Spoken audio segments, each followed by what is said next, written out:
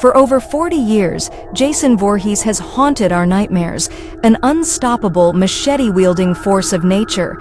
First appearing in 1980's Friday the 13th, Jason went from a drowned boy at Camp Crystal Lake to one of horror's most feared slashers. But what if we reimagined him?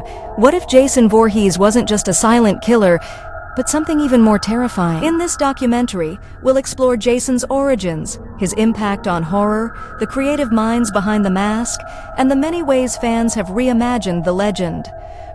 From lost sequels to bold new interpretations, we're diving deep into the nightmare that is Jason Voorhees. Jason wasn't always the star. In the first film, it was his mother, Pamela Voorhees, who did the killing, seeking revenge for her son's tragic drowning. But in Friday the 13th Part 2, Jason took over, donning a sack over his head, much like the town that dreaded sundown's phantom killer.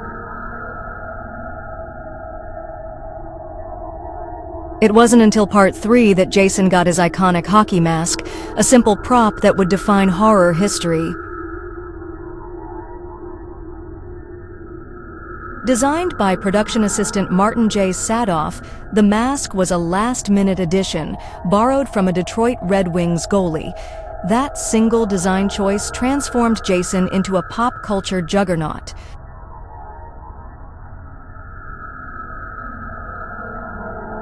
Over the years, Friday the 13th fans have reimagined Jason in countless ways.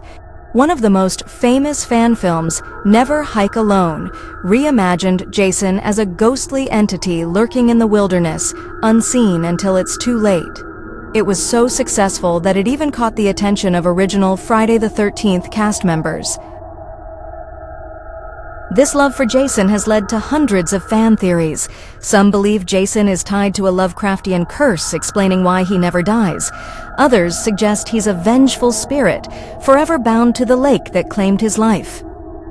With horror evolving in the 2020s, what would a modern Jason look like? Should he return to his silent slasher roots, or should filmmakers take risks, giving him a twisted new backstory? Some fans argue that Jason should be reimagined in a more psychological horror setting.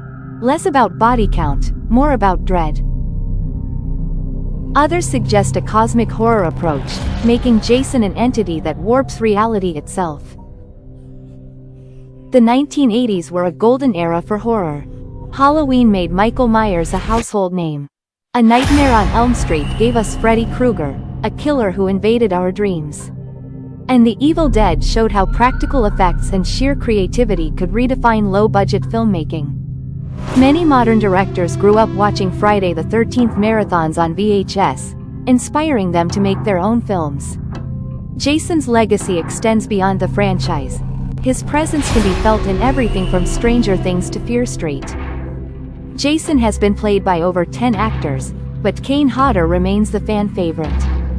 His aggressive body language and breathing style made Jason more menacing than ever.